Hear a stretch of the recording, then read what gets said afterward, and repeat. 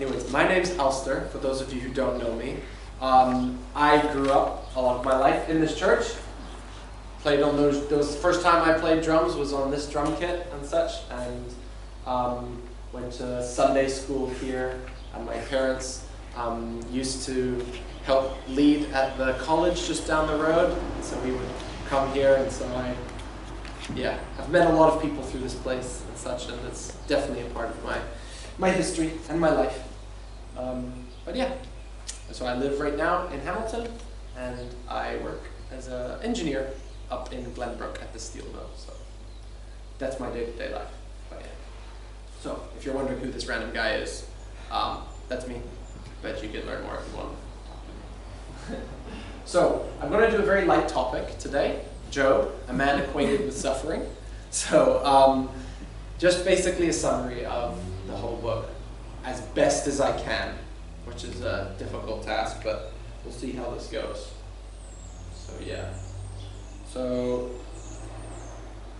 Okay. This is a small book overview. Job is the book in the Bible that has the most questions. 330. Genesis and Matthew and Psalms are the closest ones to that, which are 160 or 150. So that kind of gives a feel of what Job is about. It's basically lots of questions when things don't quite make sense. When you go through it, that's basically what the whole point of it really is. It's believed that it's during the time of the patriarchs, so that's like Abraham, Isaac, and Jacob, because the wealth was not measured by how much gold they had or silver. It was measured by how many animals they had, which was the way they functioned back then. They didn't have money like we have. There's no reference to the law of Moses, no reference to the history of Israel. Some place names have been found to date back to that time. And the name of God used most frequently in this whole thing is El Shaddai, which is frequently used, you can see in Genesis, in the same time as the patriarchs. And Job lived to 140, which is a lot longer than the other folks that came after. That's usually the patriarchal area. And the land of Uz, it says that, let's go at the start of Job. It says, well, there once was a man named Job who lived in the land of Uz, and the land of Uz is believed to be northern Arabia, or modern-day southern Jordan, which is called the land of Edom. Edom, which is named after Esau, which was his area of control. There is debates as to whether he is a real person or not. I believe he is, because in Ezekiel and James, he's referred to as a real person, and if anyone wants these slides, I'll give them afterwards and such, but those are some references there for that. Basically, let's go into what happened with Job. Where are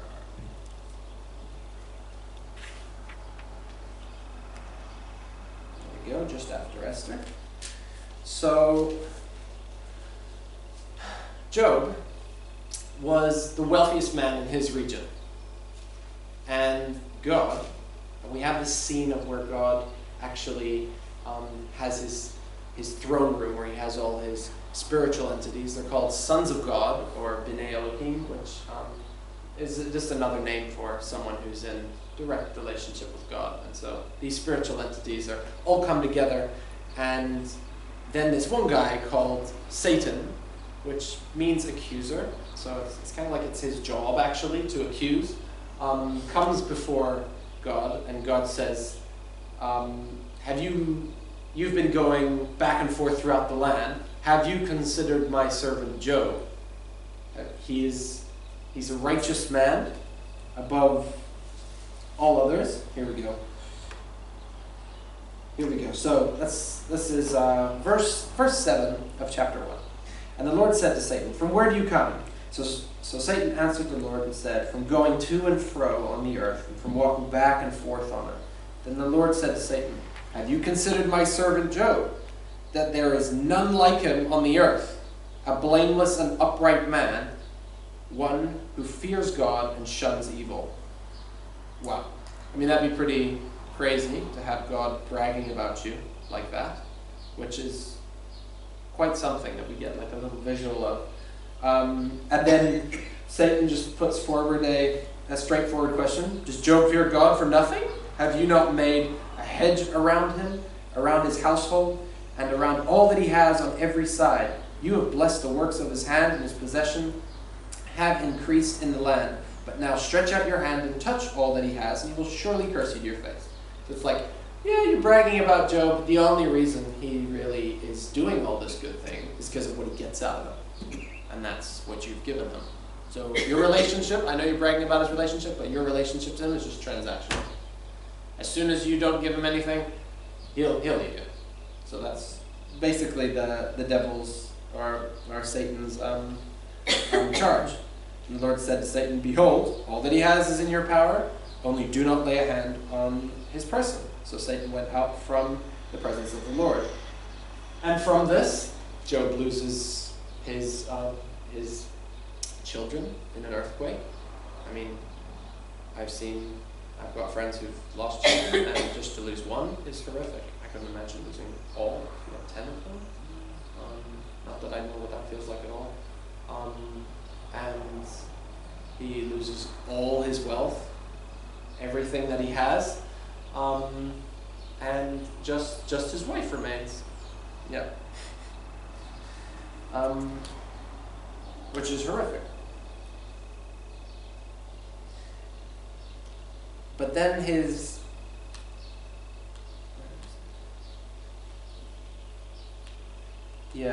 says, naked I come from my mother's womb, and naked shall I return there. The Lord gave, and the Lord has taken away. Blessed be the name of the Lord. That's in verse 21. Quite a powerful response to deep tragedy like that. He acknowledges that God has control, but then still worships God even after that confusion, without many answers really. And then Satan comes forward again to God and goes, from where do you come? Satan answered, and the Lord said, from going to and fro on the earth, and from walking back and forth on it. Then the Lord said to Satan, have you considered my servant Job? Here we go. That there is none like him on the earth, a blameless and upright man, who fears God and shuns evil, and still he holds fast to his integrity, although you incited me against him to destroy him without cause. So Satan answered, and the Lord said, skin for skin. Yes, all that a man has he will give for his life, but stretch out your hand now and touch his bone and his flesh, and he will surely curse you to your face. It's like, yeah, he can put up with all that suffering, but when it becomes really like physical and in his face, that's where it's actually going to shake him, and his relationship with you is just going to disappear. And the Lord said to Satan, behold, he is in your hands, but spare his life, so don't kill him. So yeah, this is the context of where they're at, and Job has 3 friends that come to him. Their names are Eliphaz the Temanite, Bildad the Shuhite, and Zophar the Naamathite. And it says in chapter 2, at the end of chapter 2, that so they sat down with him on the ground 7 days and 7 nights, and no one spoke a word to him, for they saw that his grief was very great. Because, I don't know what to say, but God actually, he was struck with sickness, and so had boils on his skin. He had a bone issue that gets later referenced, as well as his skin starts to peel and turn black, and so it's just a horrendous situation that he's in. And and then his wife actually comes to him and gets frustrated with him and says, do you still hold fast to your integrity? Curse God and die. Like, just be over with it.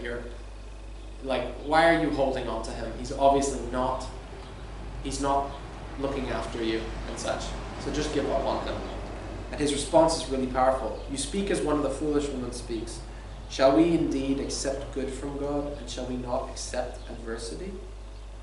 In all this, Job did not sin with his lips.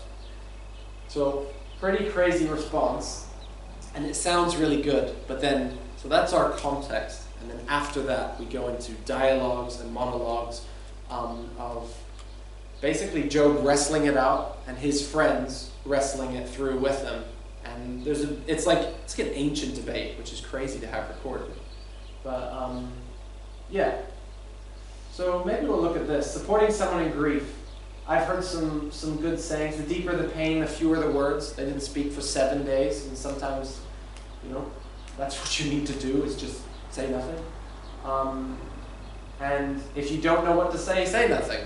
That was one that I found helpful. The ministry of presence. I had a friend once, my friend's friend was really struggling, and I didn't know what to do. I tried to help them through what they were doing, and nearly about to go through a very bad decision. And I was trying to convince them and everything, and it just wasn't working. I'm looking for my silver bullet answer, and I just realized, you know what? Maybe that's not what they need. Maybe they just literally need someone to sit there. And so I just shut up, didn't say anything, and they calmed down. It was amazing. And then eventually we sorted out the things that were going on. But so sometimes the ministry of presence and just being there is important. And don't make up quick answers on the spot for difficult questions. So like, let's say someone comes from another religion and stuff and asks a very difficult question. It can be very easy to quickly, on the back foot, oh my goodness, I need to defend this as quickly as I can.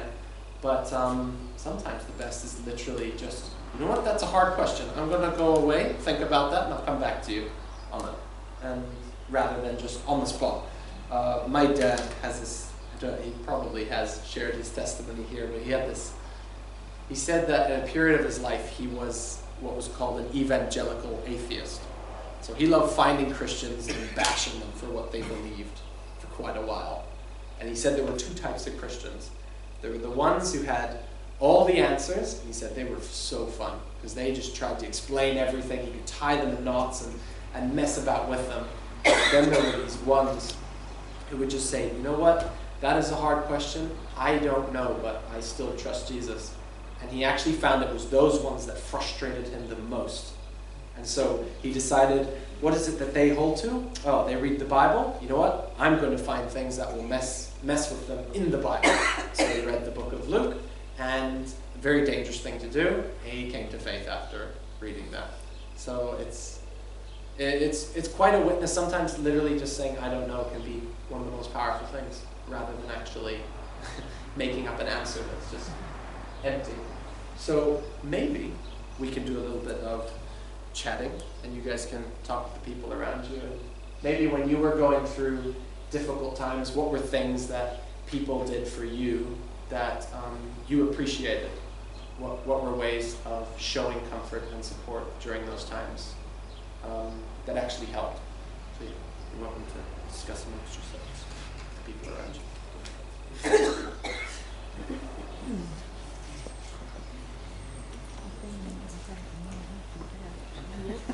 Food is the classic. Food. Yep.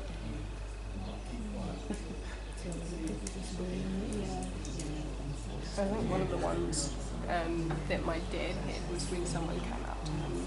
This was after my brother passed away, and like was just looked at him and was like, I have nothing to say to you that can help you anything.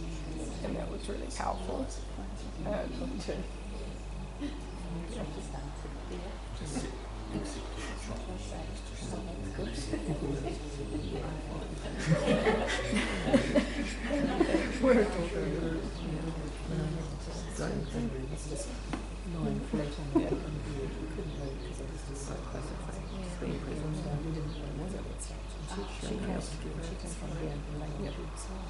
Puzzles is a good one. Gives you something to do so that you don't have to try and make conversation. Going for walks. It's good.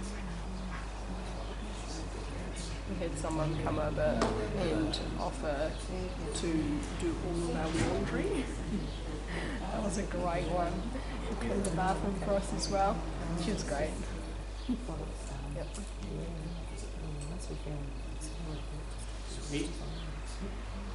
Anyone want to share anything? I heard food. That was wow. Yeah. When our flat went through Simon's passing, we were inundated with food, and it was actually so good to not have to think about that. Super practical. Then we had a power cut like a week later and lost almost everything in the fridge. But it's not the couch. Any other thoughts on that? Well, people just being there, not necessarily saying a lot, but just being there. Just being there. Yeah, we had puzzles set up, and we just had people just come around, and they were just there. They didn't know what to say or anything to it, and so fair enough. And yeah, it was great.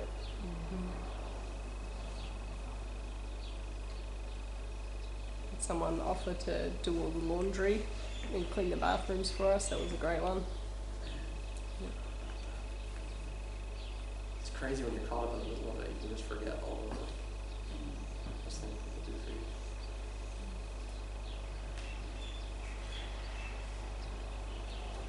Yeah. But yeah, and sometimes the last thing you need to hear was, I know how you feel. You know, it's like, oh, steady on, bro. So being with people and just, I'm sorry that this is happening to you, can be just the best thing to say, and nothing more needs to be said on that.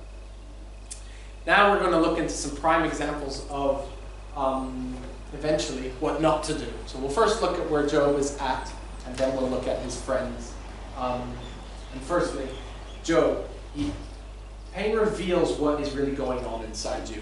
I don't know about you, but whenever I've been through difficult stuff, all the shallow stuff of life, that can just, disappear. Oh, my coffee wasn't made correctly at the cafe and stuff. That just does not matter at all anymore. It's only the really important things. And Ecclesiastes has this amazing verse: sorrow is better than laughter, for sadness has a refining influence on us. It makes you focus on the main thing.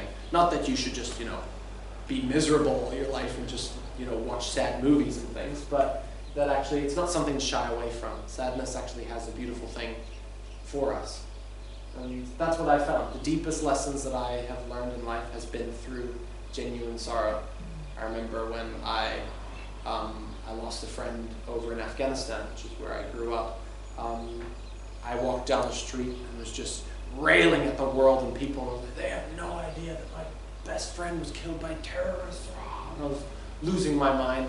And then this little, still, quiet voice came to me and said, yes, Alasdair, and you've no idea what they've been through. And it was like, that hit really hard. That's not what I wanted to hear, but it was what I needed to hear. But through that sadness, there was gold that came out of it. Like, his mercies are new every morning. Amazing verse, right? In the middle of this book called Lamentations. If you read the rest of it, it's not that joyful, really, as that beautiful little thing in the middle of it. But, so that it's not something to shy away from, even if it doesn't feel good. And Job literally goes so far as to curse the day of his birth. That's pretty hardcore. Just saying that, why was I even made? This was just a waste of time if my life is literally just going to be like this, absolute suffering. For the thing, and this is Job 3:25 and 26, for the thing I greatly feared has come upon me, and what I dread has happened to me. I am not at ease, nor am I quiet. I have no rest, for trouble comes. So literally his greatest fear is just, boom, there he is. He's experienced them, which is quite something to even think about.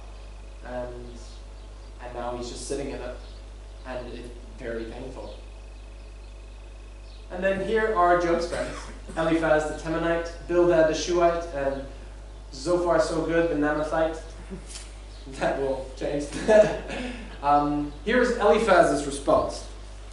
So he says, this is in response to Job's pain in chapter 3. Remember now, whoever perished being innocent, and where were the upright ever cut off? Even as I have seen, those who plow iniquity and sow trouble reap the same. So in a roundabout way saying, the reason you're suffering is because you've done something wrong. It's like, oh shoot. I've not quite had that when I've been through pain. That's a really rough example, having friends that literally would say things like that. But yeah, basically it's your fault. And then he recounts a spiritual experience in the night, saying that a spirit came over him in the dark and then whispered to him, basically just saying that how can anyone be good before God? And so implying that he's potentially been influenced by something spiritual as well. And then, behold, happy is, later on, the next chapter he carries on, behold, happy is the man who God corrects, therefore do not despise the chastening of the Almighty. So obviously you had something wrong, and God needed to correct it. And so he's just assumed Job has done something wrong. Because if God is good and all-powerful and just, nothing bad can happen, ever. So it must be a good thing what's happened to you. And so he's wrestling with this himself internally, and has just decided it must be because he's punishing Job for something, or teaching him. And then this is Bildad's response to Job. You find in chapter 8, and there's a lot of back and forth and back and forth. So I'll go through the friends, and then I'll go through Job's various different mindsets.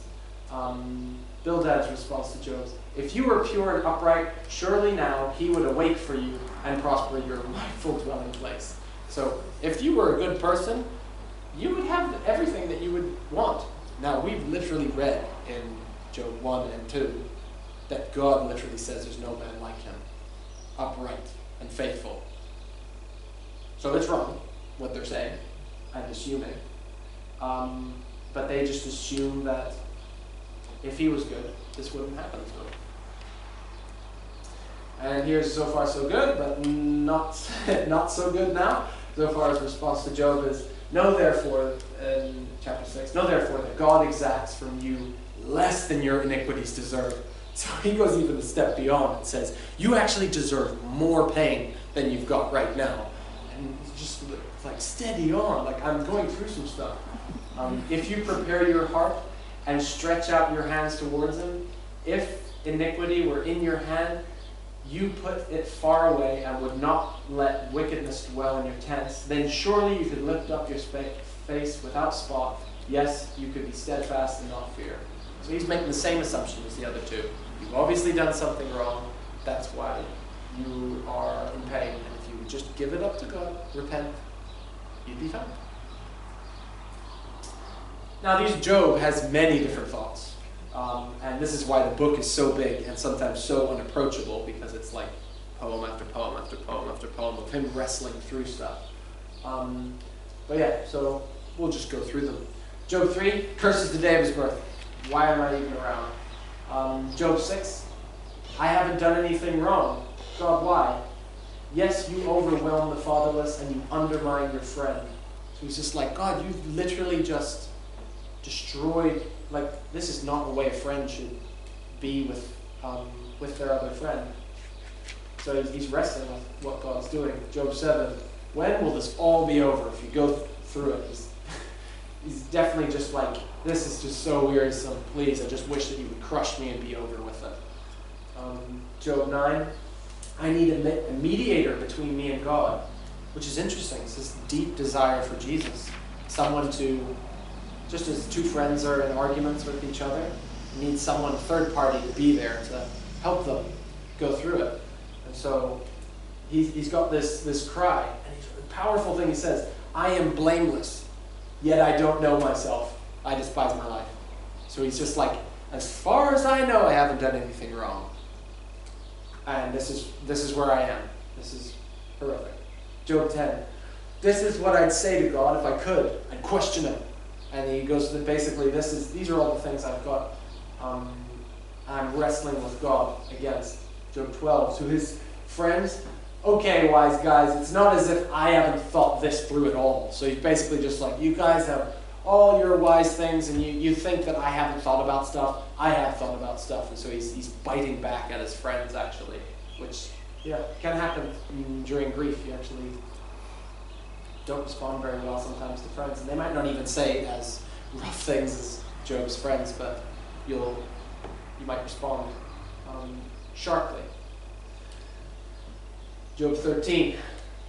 This is quite a powerful chapter. He basically tells his friends off, don't lie on God's behalf. Will you speak wickedly for God and talk deceitfully for him? Will you show partiality for him? Will you contend for God? Will it be well with you when he searches you out? Or can you mock him as one mocks a man? He will surely rebuke you if you secretly show partiality. So it's, the truth will defend God. There's no reason to make up shallow statements to defend him. So if you don't know, just say no. I think that's usually what I've got from that. And then he has this powerful thing. He says in verse 15, though he slay me, yet will I trust him. Even so, I will defend my own ways before him. Now what's interesting with this is you'll have someone who's probably the reeling atheist agnostic that does not want to believe that there is a God around. They defend their case before him, but they don't trust him. And then you'll have others who are very fundamentalist. They won't defend their case before God, but they will trust him. Like, for example, for me, every time I read Abraham having his debate with God about Sodom and Gomorrah, I used to get really stressed. I was just like, what are you doing? This is like the most powerful God. Like, you should not be talking like this to him. And I realized that I actually picked up some of the Islamic worldview that I had in Afghanistan, which basically says that God is unapproachable and basically is the parent that says, sit down, shut up, and do as you're told. He's not one to engage with. He's not one to have debates with. But actually our God, our Father, is actually one who wants to wrestle with us through things and doesn't just want us to, you should. It's like, well, some of these questions are difficult. Wrestle through them with me. I mean, Israel, Yisra means to wrestle. Jacob was named Israel after he wrestled with God. We're actually invited into that. We're not invited to, and it doesn't mean it's a lack of trust in him. So that's why I find very powerful that verse 15 is this invitation to trust him, but also to defend and wrestle through difficult questions. And then here we go. At the end it says, withdraw your hand from me, and let not the dread of you make me afraid. Then call, and I will answer. Or let me speak. Speak, and you respond to me. So he's not just saying, okay, God, I'm fed up with you, I'm out of here. He's like, I'm confused, and I actually want to know and want to talk with you. So it's this invitation to actually have a conversation with God when things are difficult. In Job 14, man has a miserable experience. It's basically the book of Ecclesiastes, that chapter. Job 15, you guys are terrible friends. I wouldn't do what you're doing to me now. So he goes back on his friends again and just saying that I would comfort you if you were in difficulty. But you have chosen to make my life very difficult. But wait, there's even more. So he's going through all these ranges of different thoughts and emotions. Job 17, God, please give me relief. Like, please just let this be over with and such. Job 19. And then, Job 19 is just this crazy chapter. I trust my Redeemer. We read the end of Job 19, 25 to 29. This is what he says. For I know that my Redeemer lives, and he shall stand at last on the earth. And after my skin is destroyed, this I know, that in my flesh I'll see God. So, wow. Like basically the call saying that there will be resurrection. Even though I die, I'll see God in the flesh. And this is way before having the law of Moses or anything like that. So it's so powerful that just like, Lamentations, his mercies are new every morning, we've got this like golden nugget in the middle, which is incredible to spare. Whom I shall see for myself, and my eyes shall behold, and not another. How my heart yearns within me. So he's like, I haven't seen God. I'm believing that God's out there, but one day I will actually see it. I will see him. How my heart yearns within me. If you should say, how shall we persecute him, since the root of the matter is found in me? Be afraid of the sword yourself, for wrath brings punishment of the sword, that you may know there is a judgment. So he's just like, don't think that you're actually going to get away with it. God is one day going to deal with all the issues that have happened on the earth. And so it says that there will be a day of judgment where everything will be restored. And then there's an amazing quote from Mother Teresa: "You will never truly realize God is all you need until he becomes all you have," which is pretty much where Job is at. He's basically seen that he's got nothing. His wife is actually telling him to do something that's wrong. His friends are accusing him of doing wrong. He's lost so much. And he's in this place of literally, I have nothing. And he gets to this place of understanding that God is literally all I have. And it's a rough thing to see, but it's gold forged in fire. Yeah, you thought it was over? He's got a lot more thoughts. He keeps going.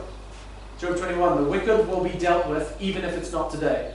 Job 21:30, for the wicked are reserved for the day of doom. They shall be brought out on the day of wrath. So he's saying that one day this will all be done, even if we're not seeing full justice today. Job 23, I wish I could speak with him directly, but then what could I say if I could change his mind? So he says, he's going back and forth with thoughts. Job 24, life is terrible, so much suffering, and then people are just forgotten. Job 25, man is a weak little thing, but God is powerful and in control. Job 27, I'm innocent, and I know that God won't let the wicked get away with it. Job 28, wisdom is in God's hand, and is it something we can buy? So he's like, I'm actually chasing after this thing, and it's not about researching a billion different books and stuff like that, but it's something I seek after with God. So even if I don't have my riches, I will still seek after the understanding of what's going on here. And it's in God's hands, wisdom. Job 29-30, I was powerful and kind, but now I'm mocked and I'm weak. So Job 29 basically just shows how amazing he was and lived his life. And then Job 30, he just shows that, like, now I'm in this place. And then Job 31, convicting and powerful chapter. So you might have heard of the Proverbs 31 woman that comes up in weddings and such. I would call this the Job 31 man. If you read this and don't feel like convicted and hungry to be pure, yeah, I don't know what will, but it's this powerful chapter where he just says, I have lived a righteous life by doing this and that, and guarded himself from so much. And it's an inspiration. I sometimes listen to Job 31 while going to sleep, just to have it mulling over in my head. So there's Job. Went through a whole bunch of things. And it's messy. You can see her. He's like going back and forth. Sometimes he's jumping back to thoughts before, and that's just what the grief process is like. I remember, like, you go through spouts of anger and then despair, and then all of a sudden this moment of happiness and truth, and then boom, back to this anger and despair. And that's just what the grief process is like. And we have this all like laid out really in Job. And then we got this random guy called Elihu who just comes on the scene. I like to call him the Rambler. He's this younger guy who basically, in Eastern culture, you wait till all the elders have spoken, and then the younger ones have the right to speak. And that's how we grew up in Afghanistan. Yeah, and so his response is like quite different, but in the end he just does the same thing. He accuses Job of doing something wrong. Job 33 basically says, God is always speaking, you're just not listening. He infers that by saying, like, God speaks through dreams, and God will have angels he'll send to people, and he'll have visions and such. And so he doesn't quite directly say that you're not listening, but he implies it by saying, God says so much.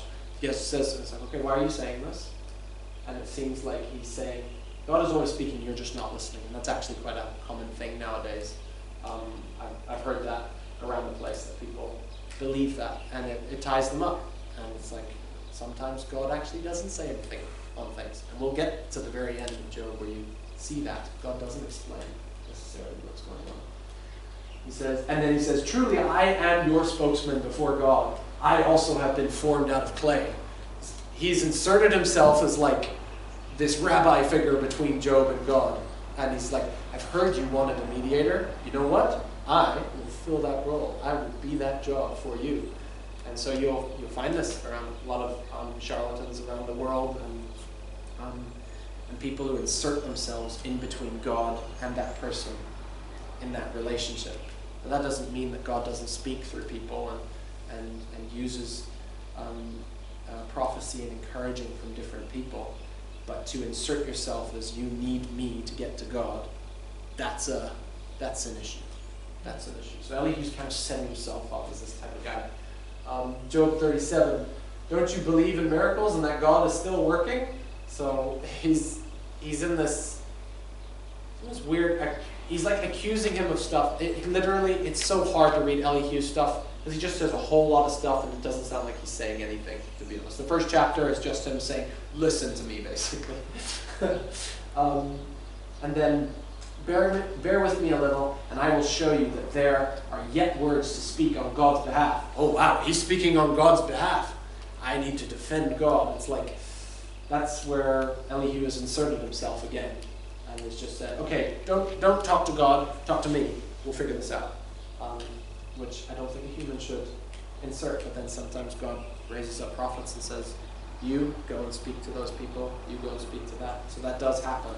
But you're not supposed to seize that. That's supposed to be given to you.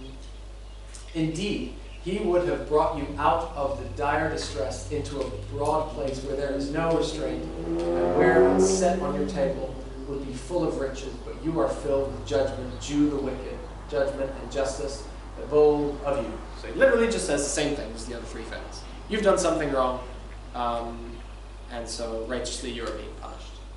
And so we'll actually see this worldview comes up when Jesus is speaking to different people. So, it is harder for a wealthy man. It's harder for a wealthy man to enter the kingdom of heaven, like a camel to go through the eye of a needle. And then his disciples are like, "Whoa! Then who can be saved?" Because they have this belief that if you're wealthy, it's because you've done something good, and so it's like, whoa, well, then if they can't even get in, how can any of us get in? These like poor fishermen. And then there's the same with the blind man who was born blind, and says, who has sinned that he is born blind? It's like, no one has sinned. This has been done that God's glory could be shown through him. And so this idea that everything that happens in life is this transaction all the time, it's not actually right. So you'll have like the prosperity kind of gospel that says health, wealth. If you just do the right things, you'll get everything that you want and dream. Job literally is called by God the most righteous man on the earth, and he doesn't. He gets the exact opposite. So this is a huge challenge to that whole worldview. And then God speaks. It's like, oh, yes, fine, here we go. Job 38:42. Basically, if you wanted to sum up what God says, do you think you have enough information to explain what's happening? And he doesn't really explain what's going on with Job. Even though we have it in chapter 1 and 2, what's going on, he doesn't get the full explanation. Then the Lord answered Job out of the whirlwind and said, so God actually appears to Job, and he sees him. And the famous first lines of what God says to him, who is this who darkens counsel by words without knowledge? Now prepare yourself like a man. I will question you, and you shall answer me. Where were you when I laid the foundations of the earth? Tell me if you have understanding. For some people who ask, is God good? They're applying a standard to God, but the question is, where did they get that standard? They obviously have some other idea or other God that is that standard of goodness. So God, in a sense, is like saying, who are you to judge me? I'm literally the one who says what is good. My goodness is what's determined from me. And then Job and his friends repent. So, I have heard of you in the hearing of the ear, but now my eye sees you. Therefore, I bore myself to repent in dust and ashes. So, Job literally sees God, and he repents, basically, of his. And this is where, like, it's not bad to ask hard questions, but sometimes there's a limit of where we can actually understand. This amazing Psalm 131 says, I do not consider myself with matters too lofty for man to understand. My soul is like a child weaned. Oh, my soul is a weaned child within me. Tiny sound, but basically this idea that not that we don't ask hard questions, but there are some times where we get to the end of a question and realize, I cannot actually get the answer for this, and you chasing yourself. So, you know, that's what sometimes, like, yeah, he's just not falling for that, basically. And so it was, after the Lord had spoken these words to Job, the Lord said to Eliphaz the Temanite, my wrath is roused against you and your 2 friends, for you have not spoken of me what is right, as my servant Job has. Wow. So God literally says it's okay to wrestle with what's going on. Job went through all these different things, and he was right in doing that. But what you guys said, you just assumed that he was wrong, and you spoke lies on my behalf. You need to repent. Now therefore take for yourself 7 bulls and 7 rams, and go to my servant Job, and offer up for yourselves burnt offering, and my servant Job shall pray for you, for I will accept them, lest I deal with you according to your folly, because you have not spoken to me what is right, as my servant Job has. So this was one thing that used to frustrate me as a kid. Whenever we had arguments with us boys between each other, my parents would always say, okay, now you have to give each other a hug. And I remember just being like, no, I'm enjoying this anger, and I'm not going to be able to keep it. I'm going to start laughing if I start, like, hugging my brother. And I think that's literally what's going on here. It's like, okay, I don't want you to just say, you know, now me and God are all good, but I'm going to keep my relationship broken with my friend that I went through this thing. He's just like, okay, now come together, repent together, got it wrong, but, like, hug it out, basically, is how I view this. But yeah, so that's Job. Is this, some questions, as this book has the most in the Bible, are just not necessarily answered. And it's okay to wrestle with people and just say, I don't know. And I think that's what's really powerful about this book of Job. There's so much in it to learn, and that God actually allows us to wrestle with hard questions. Asking hard questions of God is not rebelling against God. I think that was one thing I learned going through some hard times, that actually asking hard questions of God is seeking him out. Is genuinely wanting to know him more. Don't just live for this paper God that is this, you know, this Sunday school, you know, what's brown and fuzzy? Jesus. It sure does sound like a squirrel to me, you know. Don't just fall for, like, easy answers. Just look for the truth, basically, even if you don't have it. So yeah, so there we go. Some intense grief. Probably given you guys heaps of grief for a lot. Thank you for listening, but I think I'll just close in prayer and carry on with it.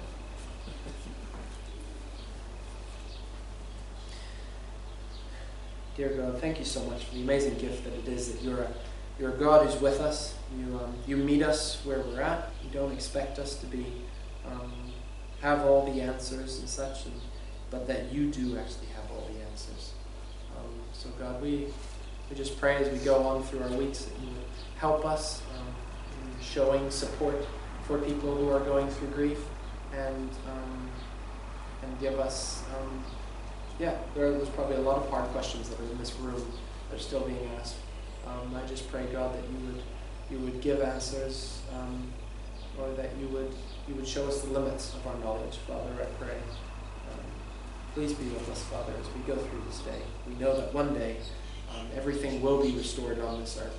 Delayed justice is still justice, and we really look forward to that. In your mighty name, Jesus.